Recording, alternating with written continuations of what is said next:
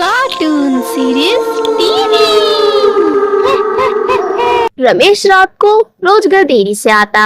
जब भी वह घर को आता हमेशा नशे की हालत में रहता और अपनी बीवी को परेशान करता। लता, अरे ओ लता, लता कहाँ गई तुम? मैं तुम्हारा पति, देखो घर आ गया। हमारा स्वागत नहीं करोगी लता? अरे लता, लता। आ रही हूँ। हे भगवान, कैसी फूटी किस्मत है मेरी। एक तो इतनी लेट शादी हुई और ऊपर से पति भी कैसा मिला। लता रोने लगती है। लता, लगता है तुम भगवान का धन्यवाद कर रही हो मेरे जैसा पति मिलने पर। मजा ही आ गया। अब और भगवान को परेशान मत करो और मुझे कुछ खाने को दे दो। लाती हूँ। तुम्हें और कुछ तो काम नहीं है, बस दिन रात शराब के नशे में चूर रहते हो। लता और रमेश दोनों बातें करके कमरे में सोने चले जाते हैं। अगले दिन जैसे ही सुबह होती है, अगले दिन जब रमेश की आंखें खुलती हैं, तो उसे कुछ भी याद नहीं था कि उसके साथ रात में हुआ क्या था। एक रात जब रमेश अपने घर की तरफ आ रहा था, तब उसकी कार एक्सीडेंट में मौत हो जाती है और वह एक भूत बन जाता है। मैं भूत बन गया?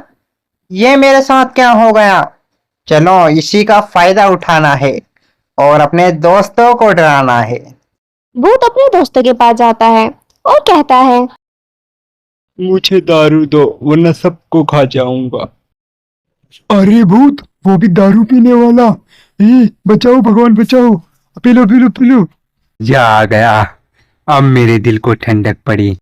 विनोद और हरिया को रमेश का भूत मार डालता है और एक तरफ लता रमेश का इंतजार कर रही होती है। अभी तक नहीं आए। चिंटी भी इनका इंतजार करके सो गई। पता नहीं कब आएंगे, इनमें तो शर्म ही नहीं है। एक तरफ लता रमेश की चिंता कर रही थी और एक तरफ रमेश ने पूरे गांव में तहलका मचा रखा था। मुझे सेठ के पास जाना चाहिए और उनसे कुछ पैसे मांगने चाहिए। मुझे कुछ काम की भी जरूरत नहीं पड़ेगी और मैं रोज मजे करूंगा। रमेश सारी बातें छोड़कर सेठ के पास जाता है। रमेश सेठ के पास आकर सेठ से बोलता है कि अरे सेठ, तेरे पास कितना भी पैसा है सारे के सारे मुझे दे दे, वरना मैं तुझे जान से मार डालूंगा। अरे भाई, तुम्हें पैसों की क्या जरूरत? तुम तो मर चुके हो। इतनी रात में तुम्हें मेरा ही घर मिला था क्या? पैसे देता है या नहीं? नहीं तो आज तू गया बुढ़े, आज तुझे जान से मार डालूंगा। पैसे दे मुझे।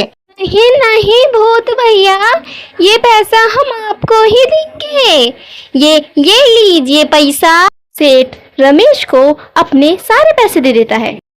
रमेश अपने पैसे लेकर घर की ओर निकल जाता है। रमेश अपने घर को आता है। लता, लता देखो, लता मैं चिंटी के लिए क्या लाया हूँ। लता, अरे ओ लता। लता बाहर आती है। तुम्हें बिल्कुल भी शर्म नहीं आती? तुम मर चुके हो। अगर तुम्हारी बेटी चिंटी तुम्हें इस हालत में देखेगी तो नफरत करेगी तुमसे। जाओ, चले जाओ और कभी अपना चेहरा मत दिखाना मुझे। जाओ। मुझे माफ कर दो लता, मैं शराब के नशे में चूर रहा और अपनी बेटी पर भी ध्यान नहीं दे पाया। जैसा मैंने अपनी जिंदगी नशे की हालत में खराब कर दी, अब मैं दूसरों की जिंदगी खराब नहीं होने दूंगा। रमेश वहां से चला जाता है और जंगल में एक पेड़ पर रहने लगता है। कितने दिन हो गए, मैंने तो चिंटी को भी नहीं देखा। आज दूर से चिंटी आएगी तो उसे देखूंगा और अपनी बेटी को दूर से प्यार करूंगा। काश मैं पहले शराब छोड़ देता तो शायद आज अपनी बीवी और बच्चों के पास होता। हाय मेरी फूटी किस्मत। मेरी बीवी लता ने मुझे कितना समझाया, लेकिन मुझे कहाँ अकल आने वाली थी। मरने के बाद अकल आई है मुझे। रमेश पेड़ पर बैठकर कुछ बड़बड़ा रहा ही होता है कि तभी उसे नीचे कुछ दिखाई देता है। अरे मैं ही हूँ, कोई भी नहीं है, ये जंगल है सिर्फ। और रमेश पेड़ से नीचे उतरकर उस व्यक्ति के पास जाता है। इसके हाथ में शराब देखकर मुझे भी पीने का मन कर रहा है, पर मैं नहीं करूंगा क्योंकि मैंने चिंटी की कसम खाई थी। अरे ये क्या, क्यों अपनी जिंदगी शराब के नशे में खराब कर रहा है? तुझे अपने बीवी बच्चों से प्यार नहीं है क्या? अरे कौन है तू? भाग यहाँ से, मुझे तेरी शिक्षा की कोई जरूरत नहीं। भागा तो ठीक है वरना मार डालूंगा। भाग यहाँ से। मुझे मारेगा? मरे हुए को क्या मारेगा तू? मैं भी तुम्हारी तरह शराब पीता था और उसी के कारण मर गया। तू भी मेरी जगह ही चल रहा है। कौन है तू और क्यों बकवास कर रहा है? चल जा, भाग यहाँ से। मेरी बातें सुनाई नहीं दी क्या तुझे? रमेश को गुस्सा आ जाता है और रमेश उस व्यक्ति के सर पे डंडे से वार करता है और वह आदमी वहीं बेहोश हो जाता है। ये मुझे क्या हो गया? और मैं यहाँ बेहोश कैसे पड़ा था? मैं यहाँ आया कैसे? फिर रमेश वहां आता है।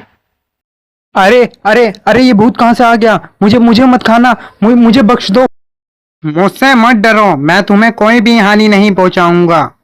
तुम्हें नहीं खाऊंगा। मैं भी बिल्कुल तुम्हारी तरह था और शराब पीता था और इसी के चलते मैं मारा गया। और अब मैं तुम्हें भी यही कहना चाहता हूँ कि तुम शराब को छोड़ दो। बुरुज जी, आपने सही कहा, मैं आज से कभी शराब नहीं पीऊंगा। धन्यवाद बुरुज जी।